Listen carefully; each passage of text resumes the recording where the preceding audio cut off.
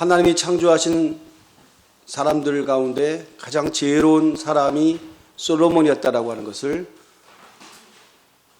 그리고 솔로몬이 이 세를 살아가는 자들에게 있어서 가장 정확하게 지혜가 무엇인지라고 설명하고 있는 모습을 우리가 전도서를 통해서 보고 있습니다.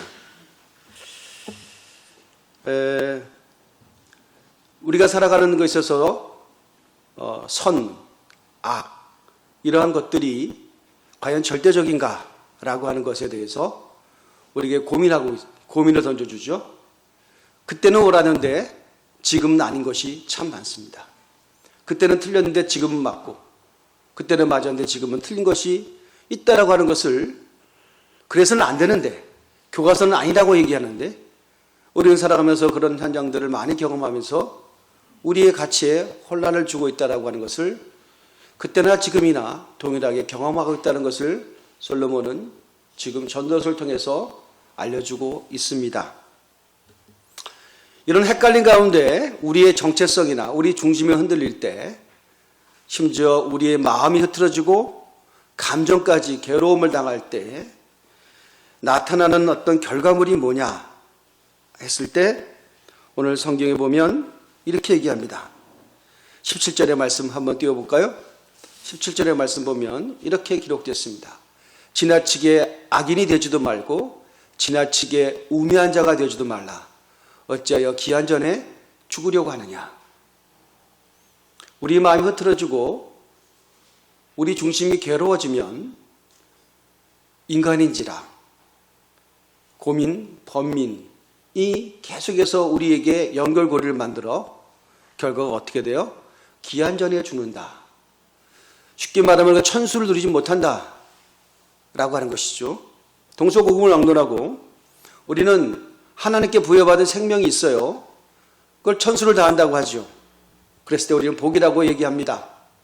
반대로 천수를 다하지 못하는 삶이 있다면 그 원인이 여기에서 기인한다는 것입니다. 잘못된 판단과 잘못된 생각이 감정까지 입이 되어서 우리에게 삶의 사연을 만들고 그 사연 때문에 우리를 찌르는, 그리고 남을 괴롭히는 그런 현장 속에 있다라 보면 결국 우리는 생물학적 생명이 길지 않다라고 하는 것들을 우리가 확인하고 있다라고 한다면, 다시 한번 성경이 말하는 바를 한번 쫓아갈 필요는 있습니다. 제가 지난 수요일인가요? 금요일도 그런 말씀을 드린 적이 있습니다만은, 주님께서 저에게 주신 감동 중에 하나는 결대로 살기, 한 걸음 나아가 결대로 기도하기라고 하는 주제로 말씀을 전한 기억이 있습니다. 세상에는 다 결이 있다라고 하는 것이죠. 제가 그런 예화도 드렸어요. 군대 생활하면서 가장 힘들었던 것 중에 하나가 혹한기 훈련이었는데, 혹한기 훈련 때 곡괭이로 땅을 판단 말이죠. 저는 서울의 사람이라 잘 못 팠는데 저 시골에서 올라오는 그 동기는 잘 파더란 말이에요. 물어봤어요. 어떻게 하느냐? 그 땅을 어떻게 해서 곡괭이질을 그렇게 잘하냐? 했더니 힘은 똑같다라고 하는 거예요. 결대로 친다는 거죠. 아, 그렇구나. 그러면서 제가 한 가지 배웠어요. 그래서 여러분, 이게 석공들도 보면 큰 돌을 낄 때 조그마한 정으로 또 그 큰 돌을 깨기에는 힘이 붙이는 근력이지만, 여러분 결대로 정이 딱 들어가서 탁 치면 깨지는 것들을 우리가 보지 않습니까? 우리 인생에도 보면 결이 있어요. 그 결대로 하지 않으면 힘이 들어요. 시간도 들 뿐더러 자기도 피곤하고 주변 사람들도 힘들게 하는 것입니다. 그래서 결대로, 그래서 제가 영적으로 보면 하나님의 나라를 설명할 때도 이것이 필요하겠구나. 기도를 합니다. 여러분, 기도도요 결대로 하는 기도가 있다라고 하는 것을 제가 깨달음이 됐어요. 결대로 하는 기도가 뭐예요? 성령의 인도함 받는 기도. 그죠? 그게 결대로 하는 기도예요. 하나님의 뜻에 반하는 기도도 할 수 있지 않겠어요? 시간이 많이 걸려요. 에너지가 많이 들어가요. 대가를 많이 지불하게 돼 있어요. 헷갈리게 돼 있어요. 나는 신앙생활 열심히 하고 나름 헌신도 하고 기도도 하는데 응답이라고 하는 것은 내 영역이 아니고, 나보다 별 볼일 없고 저렇게 신앙생활 열심히 안 하는 사람도 응답받았다 그러고 은혜 받았다 그러고 그런데 나는 뭐야? 라고 하는 신앙의 열등감 가질 수 있어요. 가만히 한번 생각을 해보세요. 영적 지혜를 가지고 생각해 보세요. 그 차이가 뭘까요? 예, 영적인 결대로 우리가 있지 않기 때문이에요. 말씀의 결이 있거든요. 이게 참 이게 쉬워 보일 수도 있고 어려워 보일 수 있는데, 이것을 우리가 이해하고 우리가 그것을 이해하고 거기서 순종한다면 우리는 많은 시간들을 단축할 수가 있어요. 보다 빠른 성숙이 일어날 수 있다라고 하는 것이죠. 결대로 하는 겁니다. 결대로 하는 거예요. 그런데 이 세상을 보세요. 오늘 말씀이 그런 거잖아요. 가만히 한번 생각해 보세요. 15절 말씀 보면 참 솔로몬의 기가 막힌 말씀을 처음부터 주고 계시죠. 내 허무한 날을 사는 동안에 내가 그 모든 일을 살펴보았다 하더니 자기의 의로움에도 불구하고 멸망하는 의인이 있고 자기의 악행에도 불구하고 장수하는 의인이 있다. 이런 역행이 어디 있습니까? 의로움에도 불구하고 멸망하고 악행자가 장수를 해. 이게 무슨 창조 질서냐는 거지. 예. 솔로몬이 이거 봤어요. 그런 게 근데 그래서는 안 되는데 그런 일이 발생한다는 거예요. 이게 현실이에요. 그죠? 뭘까? 또 16절에 그래서 뭐예요? 지나치게 의인이 되지도 말고 지나치게 지혜자가 되지도 말라. 어찌하여 스스로 패망하게 하느냐? 자, 그러면 이 세상에는 절대 선과 절대 악이 없다는 얘기입니까? 그건 아니죠. 판단하는 내가 누구냐는 거예요. 내가 진짜 그것을 판단할 수 있는 자격과 기준이 되냐는 거예요. 너는 옳고 너는 틀리다라고 말할 수 있냐는 거예요. 여러분, 좀 성경 외적인 인물을 소개해 드릴까요? 황희정성이라는 분이 계세요. 우리나라의 정치사에 한 획을 긋는 가장 존경받는 그런 영의정이죠. 영의정 굉장히 오랫동안 세종 때에 수한을 마치는데요. 우리나라의 영의정의 이 재임기간이 제일 길었다고 하더라고요. 세종 때 18년 동안. 예, 대단했어요. 자료를 보니까요. 그 세종도 굉장히 권력을 이게 굉장히 왕이니까 절대 권력이잖아요. 근데 의정부라고 하는 걸 만들어 갖고 우리나라는 국무총리 정도의 기관을 줘서 권력을 다 임해 버려요. 대단하더라고. 왕이 자기 권력을 다 분산시켜 버린다고요. 의정부라고 하는 기관에 줘버려요. 근데 그 의정부 왜 줬냐면 의정부 수장이 황희정성이었기 때문이에요. 믿을만 하다는 거죠. 지혜롭기 때문이죠. 와, 그래서 황희정성이 대단한 사람인데 이 양반은 어떤 고려 말부터 조선 초 건국 또 세종기까지 5번의 왕을 모셨던 그런 어떤 관직이 있으면서 5번의 왕을 모셨던, 그래서 당시로서는 지금도 그렇습니다만은 87세면요 엄청나게 장수한 거예요. 웬만한 분이 다 요즘 40 못 넘기고 50 못 넘기고 돌아가실 때 환갑만 하면 장수했다고 잔치를 벌이는 시대잖아요. 87세까지 장수를 했던 사람이고, 그리고 마지막 순간까지 권력을 갖고 있었고, 후대에는 그의 삶이 정말 청렴결백하다. 그래서 청백리상, 청백리의 대표적인 어떤 그런 표본으로 후대의 사가들이 그렇게 인정할 만큼 아주 존경받는 사람이었는데요. 하여튼간에 이분의 일화 중에 이런 것이 있어요. 저도 잘 기억이 안 나는데 예전에 한번 그 본 기억이 나는데요. 이런 거에서 각과 을이 막 싸웠단 말이죠. 막 싸워요. 그러면 이제 화기정성이 지나가다가 너 싸우니까 그 싸움에 어쨌든 개입하지 않을 수 없었겠죠. 갑이라는 사람의 얘기를 막 들어요. 화기정성이 듣다가 자네 말이 옳네. 그래요. 그러면 싸움의 당사자인 을은 가만히 있겠습니까? 또 화기정성한테 가가 또 자기의 막 얘기를 한대요. 속상하다고. 화기정성이 가만히 듣다가 자네 말도 옳네. 그래요. 그러면 갑도 말도 옳고 을도 말도 옳으면 어떻게 됩니까? 그래서 정이라고 하는 사람이 와가지고 황희정성한테 아니 정승이요, 갑도 옳고 을도 옳으면 그거 어떻게 된 겁니까? 그럼 도대체 그게 뭡니까? 했더니 황희정성의 말이 당신 말도 옳네. 그래. 다 옳아. 그럼 판단도 안 하고 도대체 뭐냐? 그러니까 이 사람은요 적이 없었대요. 뭐든지 간에. 그래서 자기 밑에 종의 손자가 와갖고 자기 수염을 깔지 뜯어도 허허 웃을 정도로 그 정도로 이렇게 여유가 있고 호인이었다라고 하는 그런 일화가 있더라고요. 그러니까 어느 왕이든 간에 이 사람을 준영하면 아끼고 싶은 거야. 적이 없어, 덕이 있어, 깨끗해, 뭐 이렇게. 그러니까 이 사람은 굉장히 나쁘게 말하면 처세술에 능한 것이고 성경적 관점에서 보면 참 지혜가 있는 사람이다. 오늘 전도서의 말씀의 관점에서 참 지혜로운 사람이다. 이 옳고 그름을 분명히 결정할 때가 판단할 때가 있겠죠. 우리 예수님 한번 보세요. 예수님은 33살까지 우리가 삶을 사셨습니다. 우리로 말하면 정치적인 관점에서 보면 민중성동가일 수도 있어요. 정치적인 관점에서 보면 혁명가일 수도 있어요.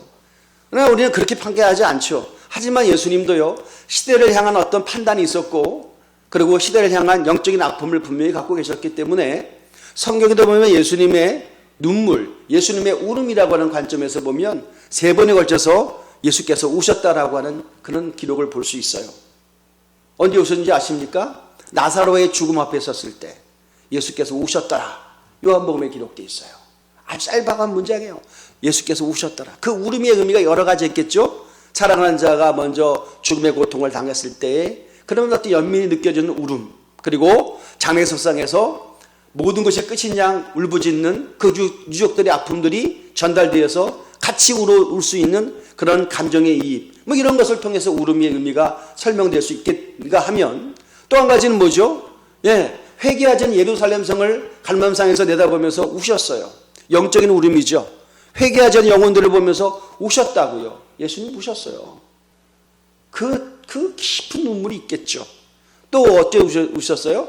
잡히시기 전날 밤, 우리로 말하면 겟세마네 기도라고 하는 그 기도 시간에 예수께서 우셨어요.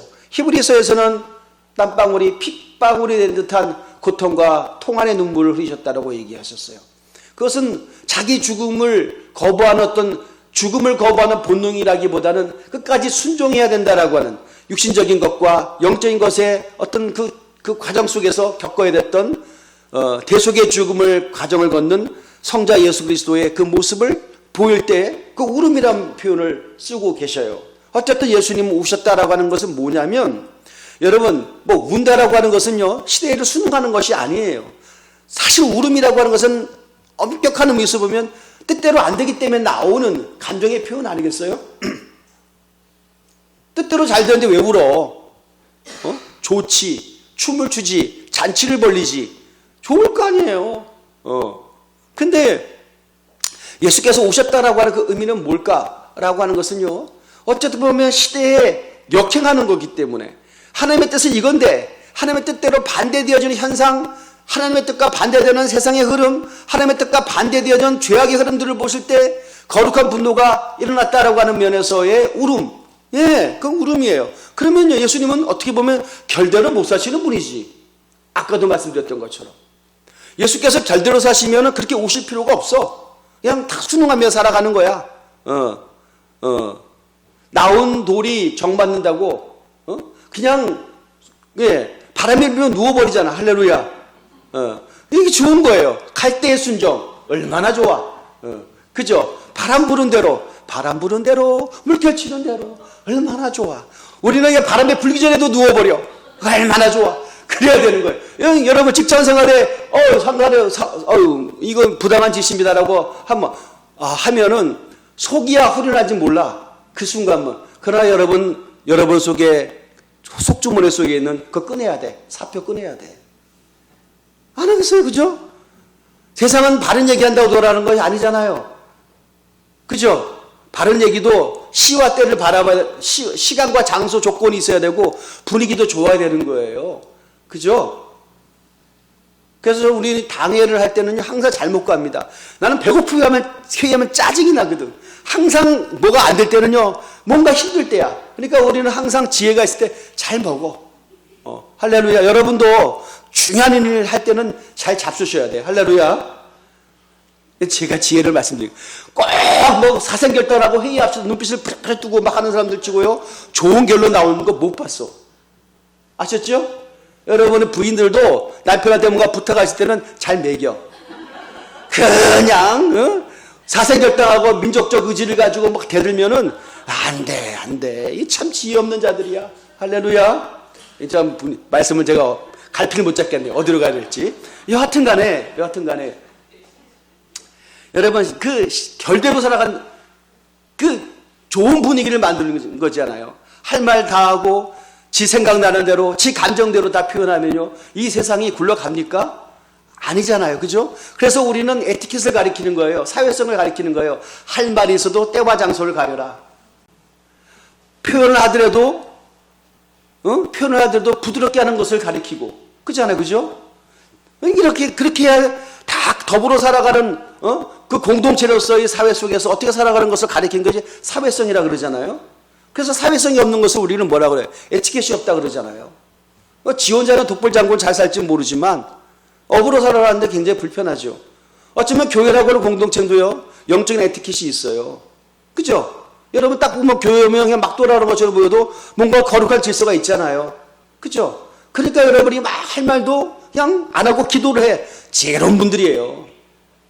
이건 틀렸어요. 저건 옳아요. 이렇게 합시다. 막 자기 의견 내면, 그때는 굉장히 믿음 있는 것처럼 보여도 지나놓고 보면요. 하나님 정말 우리가 참 숙연해질 때가 그때 내가 더 지혜가 필요했었는데, 내가 그때 더 인내가 필요했었는데, 라고 하는 생각이 들지 않겠어요? 자, 그러면서 예수님도 결대로 사셨느냐 하면 결대로 못 사신 것 같아. 그런데 왜 성경 솔로몬의 가르침과 예수님의 삶이 이렇게 반대가 될까요? 솔로몬의 지혜를 계승이라고 한다면 예수님도 지혜롭게 시대가 이렇게 타락했구나. 좋은 날이 올 거야. 때를 기다리자. 세월과 인내하면서 지금은 힘들어도 인내하자. 그러면서 계속 가야 될 거 아니에요? 다윗처럼. 여러분 아둘람굴 아시잖아요. 그죠? 다윗과 더불어 400명이 다윗을 추종하는 사람들이 파산한 자, 엎어진 자, 정말 사회에서 별별 없는 자들이 다윗을 쫓아오면서 계속해서 도피생활을 합니다. 망령자의 삶을 외국으로 도망가는 뭐라지? 망령이라 그러네. 망명자의 삶을 사는 그런 어떤 천박한 처지 가운데서도 계속해서 그 삶을 독려하면서 같은 울타리 공간, 같은 환경 속에 있잖아요. 왜 그러죠? 좋은 날을 기다리는 거예요. 그때를 기다리는 거예요. 그게 참 다윗의 지혜였죠. 그죠? 힘들었을 거예요, 아마. 그런데 어쨌든 간에 하나님께서 시대를 여셔서 다윗의 시대를 여셨을 때 그와 더불어 함께 아둘람굴에서 동고동락했던 사람들이 개국공신이 돼서 다윗의 나라에 정말 우리로 말하면 한 자리씩 다 하게 됩니다. 자, 우리가 그런 것을 보면서 예수님도 다윗의 일대기를 알 텐데 지금 힘들어도 때를 기다려. 지금은 아니야. 지금은 아니야. 그래서 다독거리면서 막 그렇게 가슬러지도 몰라요. 그런데 예수님께서요, 영적으로 보면 엄청난 영적 전쟁을 벌였다라고 알고 계시죠? 예수님의 적대 세력들이 있었습니다. 예수님이 굉장히 곁을 안 줬던 대상들이 있었어요. 헐벗은 자, 병든 자, 가난한 자, 심지어 죄인들, 창녀들, 심지어 세리들까지 사회적으로 가장 비토그룹 든 사람도 다 예수님이 품은 사람이었는데 예수님께서는 저항했던 사람도 있어요. 뭐냐면 영적인 기득권자들, 바리새인들, 사두개인들, 서기관들, 심지어 대제사장들, 이 종교적 엘리트들에 대해서는 예수님께서 뭐라고 말씀했어요? 이 독사의 자식들아, 회칠한 무덤이라고 아주 그냥 엄청난 어떤 도끼 어린 발언을 하게 됩니다. 그거 왜 그랬을까? 묻어가시면 될 텐데. 그런 얘기 안 하시면 되잖아요. 그런 얘기 안 하시면 십자가에 못 박혀 들어가실 필요가 없어요. 묻어가시는데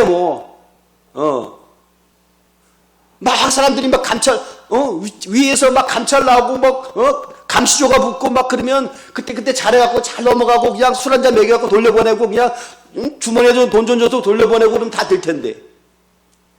왜 안 그러셨을까? 예수님 왜 결대로 안 하셨을까? 이건 차이입니다. 자, 이게 무엇이었을까요? 자, 예수께서는 가장 중요했던 것이 뭐죠? 그래요. 세상에 돌아가는 원리와 논리가 있고, 그리고 집단 지성이라는 것도 있고, 거부할 수 없는 어떤 시대 정신도 분명히 있었을 거예요. 근데 예수님 그거 다 하셨습니다 불구하고 예수님이 가장 중요시 여겼던 것이 뭐였을까라고 하면 바로 하나님의 뜻이었다라고 하는 것입니다.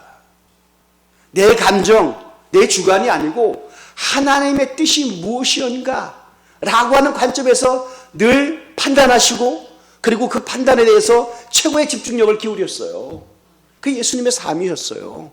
하나님을 경외하는 것이었죠. 그래서 오늘 말씀도 이렇게 얘기하고 있습니다.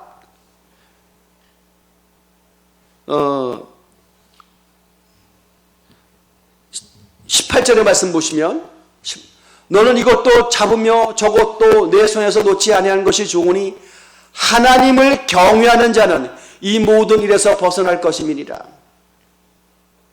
자, 오늘 말씀은 우리들에게 이런 도전하고 있는 겁니다. 하나님을 경외하는 거라.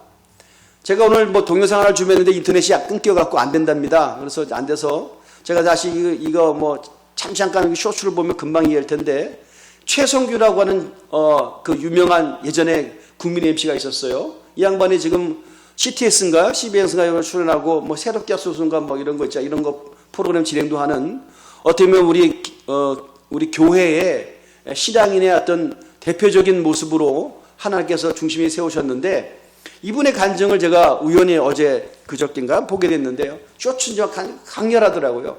짧게 한 거니까 뭐냐면 이분은요 그냥 몇 대로 다 완벽한 불교 집안이었고 또 자기 와이프도 완벽한 불교 신자고 그래서 결혼해서 자기 눈에는요 기독교인들은 아예 그냥 아주 하찮은 존재로 보였다는 거예요. 그리고 기독교인들을 보면 자기 눈에는 정말 어떻게 보면 못 살고 시끄럽고 예의 없고 동네에서도 가난한 사람들은 교회 다니는 사람이고 자기 집에는 그래도 동네가 사람들이 뭐 할 때 다 모여갖고 텔레비 같이 보고 다 그러고 뭐 나눠주는 그런 풍요로운 삶을 살았고 자기는 학생 때도 불교회 회장까지 하고 불교 학생 회장까지 하고 그래서 자기는 어떤 불만이 없었대요. 풍요롭고 또 자기 아버지도 성격도 굉장히 활발하고 자기도 아버지 성격을 받아서 굉장히 밝고 문제가 없었다는 거죠.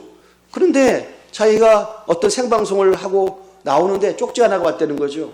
뭐냐면 딸이 위독해서 지금 뭐 그렇다는 쪽지를 발견하는 겁니다.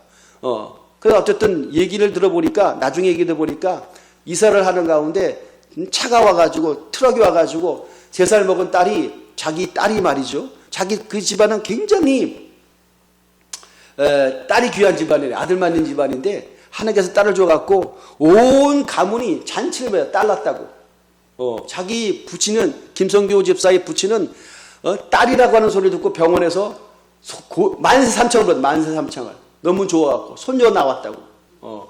그 손녀 이름이 혜원이야. 그 간증을 들어보니까 그래갖고 막 좋았는데 그 딸이 말이죠 이사를 하는 가운데 이삿짐 그 타이탄이 와가지고 말이죠 타이탄이 와가지고 애 있는지 모르고 그냥 밖으로 그냥 지나간 거야. 그리고 지나갔는데 나중에 얘기 들어보니까 그 타이탄을 모였던 기사 얘기인데 뒤에 물컹거리는 소리 들어가지고 뭐가 하나 잘못 밟았나 그래갖고 뭐나 걸렸구나 싶어서 한 번 지나고 다시 또 앞으로 왔대. 그래서 2번 갈아 뭉겨가지고 3살짜리를 바퀴에 그러면 애가 어떻게 됐겠냐는 거예요.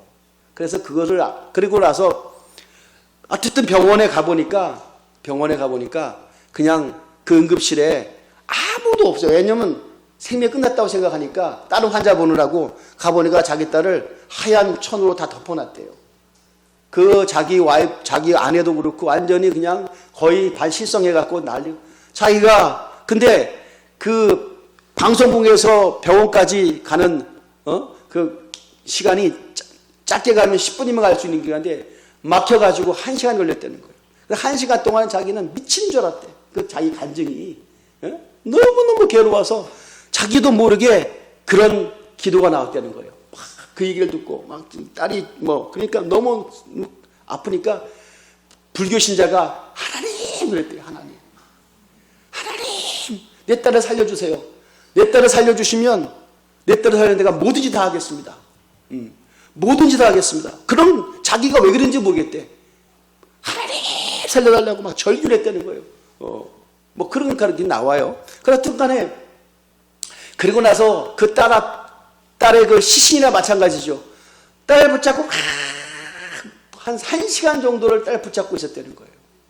딸을 붙잡고 아무도 안 오니까 나 시체니까 이제 좀 있으면 영안실로 뭐 가요 하는데 자기가 느끼기에 온기가 돌아온다는 거죠.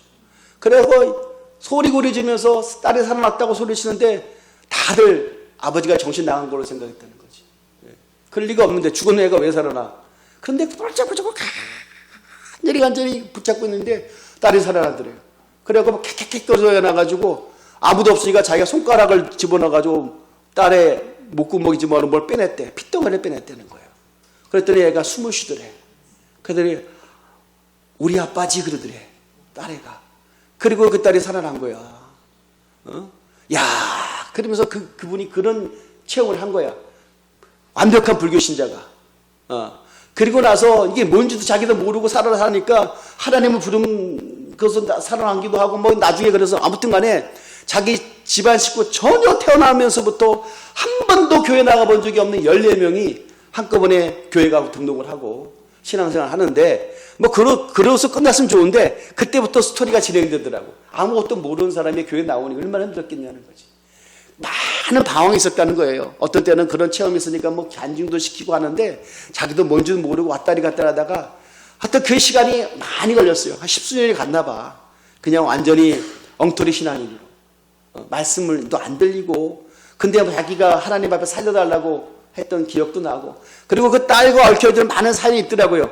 그 딸이 그 나중에 사춘기를 잘못 겪는 바람에 막 너무너무 힘들어갖고 자기도 너무너무 힘든 과정 속에서 자기 아내와 함께 어느 조그마한 교회에 가가지고 기도하는 가운데 자기가 성령을 받고 우리가 말하면 이제 방언도 하고 그게 이제 영적인 체험을 하게 되면서부터 자기가 헌신했던 것이 떠오르기 시작했다는 거죠. 그래서 이 양반이 뭐 했냐면 저 서울역에 가서 노숙자들 섬기는 것을 제일 먼저 하고 있어요.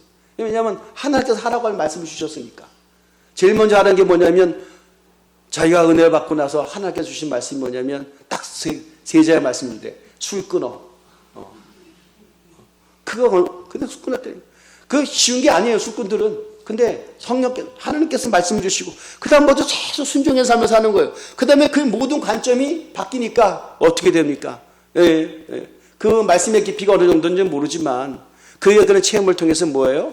그가 중심을 잡고 있는 동안에 많은 그리스도인들이 생겨나기 시작하고, 한국교회의 가장 중심적인 영적 프로그램이라고 하는 것의 사회자가 되기도 했으며, 근데 그 관점을 가만히 생각을 해봤어요.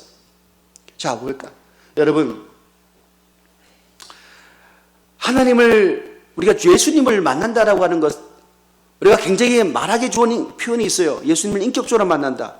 저는 그게 굉장히 멋있는 말이라고 생각했고, 누구든지 간에 뭘 소개할 때, 예수님을 인격적으로 만나야 됩니다. 라는 말을 제가 쓰기도 하고, 때로는 가르치기도 해요. 근데 인격적으로 만난다는 게 뭘까요? 사람과 사람이 만나는 것처럼 친밀하게, 사람과 사람이 만나는 것처럼 거부할 수 없게, 주님을 만나는 것이 인격적 만남이라고 제가 감히 정의하고 싶습니다. 오늘 새벽에도 기도를 합니다. 여러분 생각하면 목사님은 늘 기도만 하면 막 성령 충만하고 주님께서 말씀 주시고 막 그렇게 할 것 같죠? 아니오시다. 저도 여러분과 똑같아요. 어떨 때 정말 게으름 피우고 싶고 내가 정말 할 수 없이 목회자이기 때문에 이렇지, 내가 목회자가 아니고 그냥 뭐 일반적인 뭐 평신도였으면 뭐 집사 정도의 집사였으면 참 좋겠다. 그 생각도 스쳐 지나갈 생각 중에 하나였기도 했어요. 말씀을 예배를 준비하고 주일이니까 목회자가 영적으로 깨 있어야 된다라고 하는 그런 직업적인 어떤 부담감 또는 직업적인 윤리가 나를 붙잡고 있다라고 하는 것이 피해갈 수 없는 운명이니까 여러분 이거 우스갯소리로 피할 수 없으면 즐겨라고 하는 것처럼 막 그렇게 즐긴다 막 스스로 자기 암시도 하면서 버텨왔던 것이 지난날의 삶의 한 단편이었는지도 몰라요. 저는 그렇게 살아왔습니다. 솔직히. 그런데요, 저희 아침에 새벽에 기도를 하는데 우리 주님께서 더 말씀과 위로를 주시는 거예요. 여러분, 대가를 지불해야 되는 자잖아요. 여러분에게 은혜를 끼치려면, 여러분 사랑하는 자들에게, 사랑하는 어머니가, 사랑하는 부인이, 사랑하는 자들에게 제일 해주고 싶은 것이 뭐예요? 따뜻한 밥 한 술 해주고 싶고, 많은 음식 해주고 싶죠? 아닌 분도 계시겠지만, 어쨌든 간에 그것이 일반적이잖아요. 왜? 사랑하기 때문에 좋은 거 해주고 싶어요. 좋은 거 해주려고 그러면 뭐예요? 대가를 지불해야 되잖아요. 시간이라고 하는 대가. 그죠? 저 사람이 뭘 좋아하나 생각할 수 있는 어떤 생각이라고 하는 대가를 지불해야 되잖아요. 그죠? 시간, 정성, 집중력, 이런 것이 있어서 잘 먹는 모습은 너무 좋고, 라고 하는 것이잖아요. 그죠? 이것이 우리 가운데 발견되어지는 가장 기본적인 대가를 지불하면서 그 열매를 경험하는 하나의 것을 우리가 알 수 있는데요. 영적인 것도 마찬가지입니다. 사랑하는 성도들에게 좋은 말씀을 증거하기 위해서 저도 영적으로 맛난 음식을 준비하는 어머니, 정성스러운 음식을 준비하는 아내처럼 그런 마음이 있어야 되죠. 그래서 저는 말씀을 준비할 때 항상 긴장되어 있으려고 그러고, 집중되어 있으려고 그러고, 다른 생각을 배제하고, 그 시간만큼은 최선을 다하고 해야 된다라고 하는 것이 저의 목회의 과정 속에 저를 지배했던 철저한 의식이었습니다. 솔직히. 근데 이것이 힘들 때가 있어요. 왜? 늘 그래야 되거든요. 제가 늘 여러분들에게, 지인들에게 가끔 그런 얘기를 해요. 여러분이 은혜 받으려고 그러면 주일날 사모하는 마음으로 오시잖아요. 그죠? 예배 시간에 영적으로 좀 닫혀있다, 열려있다라고 하면 좀 거친 표현인지 모르겠습니다만은 저는 기도할 때 적어도 예배 시간만큼은 사랑하는 성도들이 열려있으면 좋겠다. 라는 생각을 하게 돼요. 그죠? 그리고 예배 끝나고 집에 가면 다치더라도 이 시간만큼은 좀 열려있으면 좋겠다. 라는 생각을 해요. 그런데 제 운명이라고 하는 것이 뭔지 아세요? 여러분에게 정말 동정을 받기 위한 건 아니지만 이게 있어요. 저는요, 저의 운명이 뭐냐면 일주일 내내 열려 있어야 된다는 거예요. 열리고 닫히고 해야지 건강한데, 그죠? 항상 열려 있으면 어떻게 살아? 이게 24시간 열려 있어야 되고, 일주일 내내 열려 있어야 되고, 한 달 내내 열려 있어야 되고, 365일 1년 동안 열려 있어야 되고, 내가 목회를 시작하고 끝날 때까지 열려 있어야 된다? 와, 처음엔 할 것만 같았지. 못 모를 때는. 그런데 이게 해보니까 쉬운 게 아니더라고요. 닫혔다가 열렸다, 닫혔다 열렸다 하는 것이 건강한 거예요.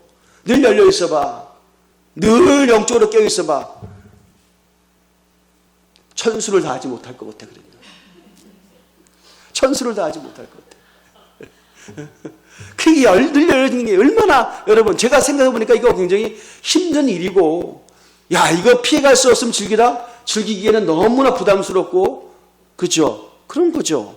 제 입장을 여러분에게 동정을 유발하는 게 아니라 여러분 혹시라도 콜링이 있어갖고 사랑하는 아들아, 사랑하는 딸아, 우리 주의 길을 가야 된다라고 콜링이 오면 처음엔 좀 거부하세요. 이게 쉬운 일이 아니야. 내가 해보니까 이거 아무나 가서 안 되더라고. 늘 열려 있어야 되니까. 늘 열려 있어야 되니까. 그래서 내가 늘 열려 있는 게 힘들어. 어떨 때는 좀 깨도 부리고 싶고 막 그래. 근데 새벽에 기도를 하는데, 주님 내가, 어제도 철야를 했어요. 예.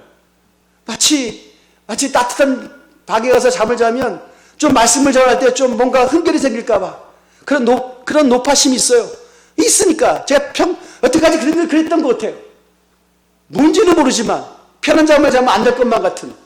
그런 생각. 그래서, 어떤 종들은 주일날 그냥 밤이 맞도록 기도한다는데, 그 기도는 못할 망정 내가 따뜻한 잠자리는 아니오시다 해야 되지 않냐?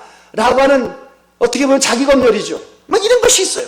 그런데 새벽에 그런 것을 배제하고 기도를 하는데, 의무적인 기도를, 그런데요.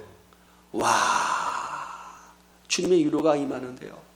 주님의 위로가 임하는데, 너무나 감사한 거예요. 주의 종으로 불러주셨다는 것이 너무나 감사한 거예요. 내가 주의 종으로 부름받지 않으면 이 새벽에 벅차게 주님을 만날 수 있겠냐는 거예요. 의무적으로나마 기도를 할 수밖에 없었지만 그 의무적인 것 시간 가운데 주님께서도 임재하시더라고요. 내가 설교를 잘하고 예배를 은혜롭게 진행하기 위해서 능력 달라고 기도를 하는 것이 때문에 기도를 했지만 그것이 아니라 그것보다 더 본질적인 것이 있는 게 뭐냐면 내가 말해 주의 종의 길이 안 갔으면 이 새벽에 주님이 나를 뜨겁게 만나 주시겠냐는 거예요. 뜨겁게 만나요. 너무 좋은 거예요. 그러니까 제가 여러분에게 상투적으로 표현하는 표현이 있어요. 그러니까 이 절대적을 만나면 나머지 건 다 상대가 되는 거예요. 뭘 먹을까, 뭘 입을까, 뭘 마실까 라고 하는 것들은 다 있어도 그만 없어도 그만인 것들이에요. 그런 것에 목숨 걸 필요가 없어요. 나는 사랑하는 성도님들이 좀 어려운 얘기인지 모르겠습니다만은 거룩한 영이 임파테이션 돼가지고 말씀드릴 때 영적인 인도함을 원해서 같이 은혜가 좀 공유되었으면 좋겠다. 아니 공유를 더 뛰어넘어서 어떤 분들은 조그만 것이 전달되어서 30배, 60배, 100배 저보다 더 큰 은혜를 받았으면 좋겠다. 그런 생각을 감히 하게 돼요. 여러분, 그래서 우리가 여러분 은사를 체험하고 싶습니까? 제가 가만히 생각을 해봤어요. 방언을 하고 싶습니까? 가만히 봤어요. 제가 갖고 있는 자료 중에는요, 혼자서 기도하다가 은사 받는 경우는 극히 드물어요. 그런 자들은요, 우리로 말하면 진짜 주의종이 된 사람이야. 근데 일반적으로 우리가 대부분 다 99%가 뭔지 아세요? 같이 기도하다가 은사를 받아요. 두세 사람이 모인 곳에 함께 하시겠다는 마태복음 18절의 말씀처럼. 할렐루야. 같이 예배드리고 같이 기도하고 같이 찬송하는 가운데 여러분 이 영이 흘러가는 거예요. 이게 영적인 공동체가 되는 거죠. 할렐루야. 성령이 흐르고 보혈이 같이 흐를 때 이게 진짜 살아있는 공동체가 되는 거예요. 할렐루야. 그러니까 이 원리를 내가 여러분이 알려드리잖아. 혼자서 독불처럼 나대지 말라고. 안 돼. 그거는 그 마귀의 완전히 놀이터가 되는 거야. 그 심령이. 하나님의 종과 아니면 영적인 공동체들과 더불어 기도하고 말씀을 나누고 또 하나님의 문제를 같이 해결해주는 영적 지혜가 다 합치되어졌을 때 하나님께서 뚫어주시는 승리의 길이 있다고요. 할렐루야. 그런 길이 좀 들어섰으면 참 좋겠다 생각을 하는 겁니다. 하나님을 경외하는 게 뭘까요? 여러분 성령을 받으면 나머지 것은 다 그닥 그렇게 중요하게 생각되지 않아요. 내가 저것을 위해 살았단 말이야? 저것을 위해서 밤잠을 안 자고 저렇게 혈대를 졸라매고 저렇게 경쟁에서 이기려고 그러고 저렇게 사초의 땅 상황 배 아플 정도로 가슴 아파하면서 전전긍긍하며 살았단 말이야? 이런 깨달음이 좀 빨리 와야 되지 않겠습니까? 많은 시간과 기회가 다 지나가면 나중에는 너무 시간이 없잖아요. 사랑하는 성도님들이요, 하나님을 경외하는 것이 지혜의 근본입니다. 할렐루야. 하나님을 경외하는 것이 우선순위가 되어지면 세상사람이 잘났고 지혜 있고 많이 배웠고 권세가 있다 할지라도요, 하나님의 시각에서 보면요, 다 그리스도가 없으면 생명이 아닌 것, 말씀이 없으면 진리가 아닌 것이기 때문에 우리가 그렇게 부안해동되지 않아요. 할렐루야. 여기에 메시아가 있다, 저기에 그리스도가 있다 소리를 치고 뭐해도 내 안에 성령께서 있다고 하면요, 그렇게 요동하지 않습니다. 할렐루야. 이게 바로 뭐예요? 신앙의 거부가 되기 시작하는 거죠. 그렇게 되면 말씀이 달라보기 시작하는 거죠. 말씀이 들어오기 시작하는 거예요. 예배의 의미가 생기기 시작하는 거예요. 다른 건 다 포기해도 예배만큼은 교환하지 않아요. 할렐루야. 예배 안 드리면 안 돼. 아무리 우격다진 율법적인 잣대로 진 누르는 거, 그건 너무나 피곤한 거예요. 하나님을 예배 안 드리면 내게 벌 주시는 그런 하나님일 수도 있겠죠. 그런 하나님이 그런 하나님일 수 있어요. 그러나 그것을 뛰어넘게 돼요. 할렐루야. 이 좋은 예배를 내가 안 드리면 손해 아니에요. 할렐루야. 그리고 성령님께서 우리를 그렇게 예배 안 드려도 멋대로 살아도 내 심령이 편하게 내버려 두지를 않아요. 아멘. 그러니까 그리스도 안에 있다라고 하는 것이 얼마나 그냥 생명이고, 그리고 능력이고, 그리고 그 다음에 일어나는 것이 바로 헌신인 것을 우리는 알게 됩니다. 그래서 우리가 하나님을 경외한 자들의 수준은 어떻게 되느냐 하면 그 다음부터 하나님께서 말씀을 주시거든요. 어떻게 말씀을 주시냐? 환경을 통해서 말씀을 주셔요. 하나님의 뜻을 우리에게 주셔요. 여러분 기도하고 말씀 드릴 때 하나님의 뜻도 받지만 그래서 하나님의 뜻에 순종하게 될 때의 기쁨을 경험하게 돼요. 할렐루야. 하나님의 뜻에 순종할 때 능력이 나온다는 걸 경험하게 돼요. 할렐루야. 사람의 여론에 상식을 쫓는 것이 아니고 내가 익숙했던 어떤 경험치의 확률을 쫓아가는 것이 아니라 그때그때 다르지만 하나님의 말씀이 있어요. 말씀에 순종하는 거예요. 말씀에 순종하는 것이 중력을 거스르는 것만큼 어렵고 고통스럽지 할지라도 성령이 충만하면 여러분 이 세속의 중력을 가뜩이 이겨나갈 수가 있고 죄악의 속성을 가뿐하게 뛰어넘어갈 수가 있습니다. 승리하시기를 예수 그리스도 이름으로 축원드립니다. 할렐루야. 그래서 오늘도 승리하신 여러분을 축하하고 그리고 하나님의 은혜를 경외하는 것으로서 여러분 결대로 살아가기를 성령께서 인도하시는 생명의 결대로 살아가시기를 예수 그리스도 이름으로 축원을 드립니다. 기도를 하는데 주님 내가 여기 있습니다. 말씀을 들었습니다. 하나님의 말씀으로 살기를 소망합니다. 함께 하시고 은혜를 베풀어 주시옵소서. 주여 내 뜻대로 자영자재하며 살지 않게 하시고 내가 옳은 대로 살아가는 것이 아니라 하나님 말씀을 이끌으신 대로 살아갈 수 있는 거룩한 결단이 나의 지정의 모든 부분을 통제할 수 있도록 주여 내 모든 것을 주의 제자 앞에 내려놓사오니 주를 나를 이끌어 달라고 이 시간 기도하도록 하겠습니다. 기도를 드립니다.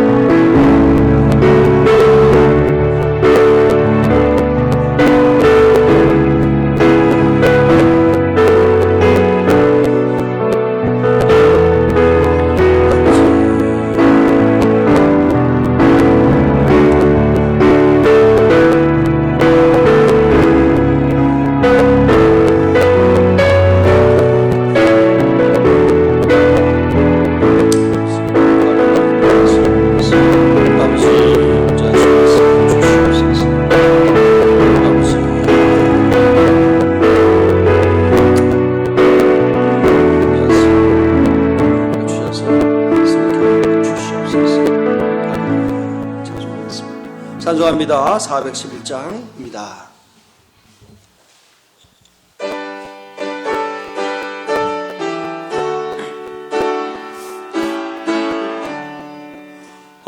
내 맘속에 참된 평화 있네 주 예수가 주신 평화 시험 낙처와 흔들리지 않아 귀하다 이 평화 주가 항상 계시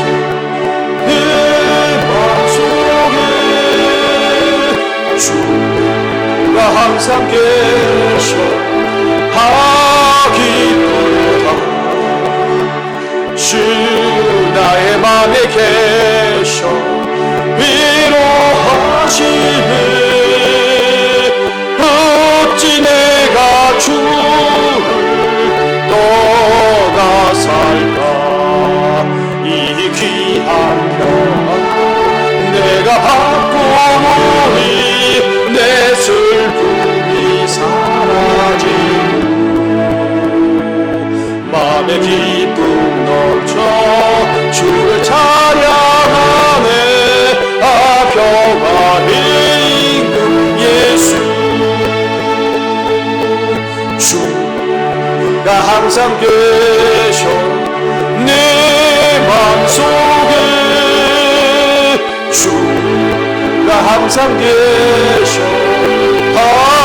이쁘다 주 나의 맘에 계셔 위로하시네 어찌 내가 주를 떠나 살까 주 날개 아래 내가 사는 동안 이 보배를 빛내리라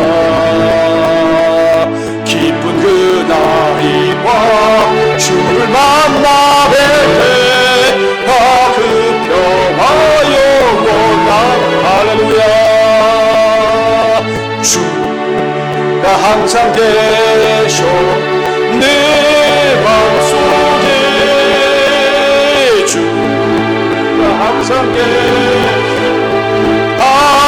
기쁘다 주 나의 맘에 계셔 위로하시네 어찌 내가 주를 떠나 살까. 아멘. 하나님 앞에 11주를 드립니다. 박지호 신영 목사 가정에서 서상원 김경희 장로님 권사님, 고정희 정미 집사님, 김선대 조미혁 집사님 권사님, 김재희 이점순 집사님 권사님, 양전 최정숙 장로님 권사님, 최정상 박지현 집사, 박피현 최정숙 집사님 권사님, 함연봉 이술래 집사님 권사님, 김용래 권사님, 이옥기 권사님, 조성원 형제, 오현자 집사님, 이훈자 권사님, 이명래 집사님 올려드립니다. 감사원금 정경님 성도님, 또 무명으로 선교를 위해서 박지호 전시현 목사, 서상원 김경희 권사님, 장로님 권사님, 이훈자 권사님, 이옥기 권사님 올려드리고 한명미 이술래 집사님 권사님, 양전 최영숙 장로님 권사님, 김영래 권사님, 공영수님 권사님, 또 장학을 위해서 박지호 전시현 목사 가정에서 서상원 김경희 장로님 권사님, 이윤자 권사님, 또 이옥기 권사님, 양전 장로님, 또 우리 공예수 권사님 올려드리고 아바드 후원원금 박편 최영숙 집사님 권사님입니다. 헌당을 위해서 박지원 목사, 서상원 김경희 권사님, 최형건 정차님 집사님, 공영수 권사님, 이윤자 권사님, 한명봉 이술래 이옥기 권사님 올려드리고 김지혜 이점순 집사님 권사님, 김영래 권사님 올려드립니다. 기도합니다. 하나님 아버지 감사합니다. 하나님 영광 위에 살게 하시고 하나님이 거룩한 나라를 위해서 애쓰고 수고함의 모습을 이룰 수 있게 하심을 감사합니다. 물질인 곳에 마음이 있다라고 말씀하신 주의 뜻이 무엇인지 우리가 성령 안에서 해석할 수 있게 하시고 감동되게 하심을 감사합니다.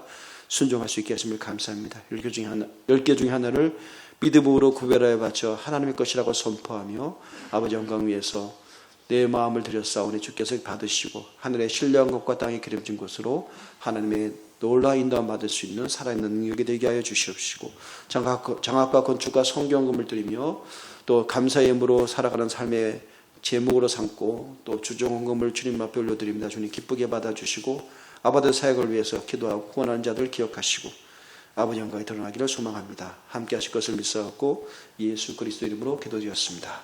아멘. 자, 우리 지난주에도 우리 그 교회 소식입니다. 위해서 좀 가가호 좀 제한되지만 방문을 신방했는데 또 이번 주에도 또 연약해서 출석하지 못한 분들을 또 찾아서 위로하고 신방하는 순서를 갖도록 하겠습니다.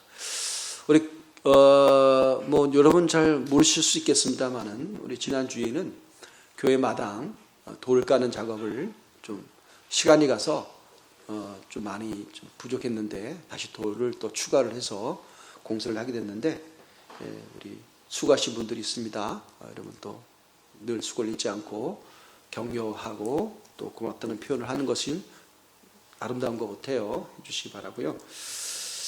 또 오늘 주일 저녁에 당회가 있음을 공지해 드립니다.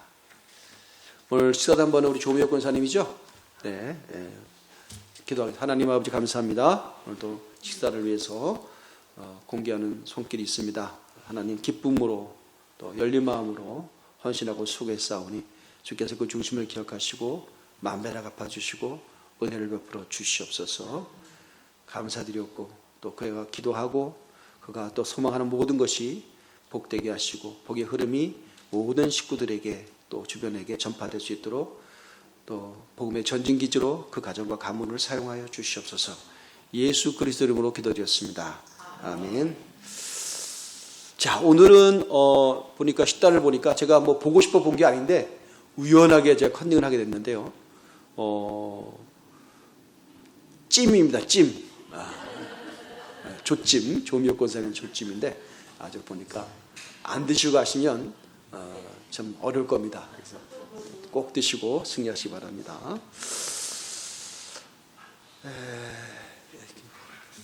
그랬고요. 다 같이 일어나셔서 찬송가 445장 찬송합니다.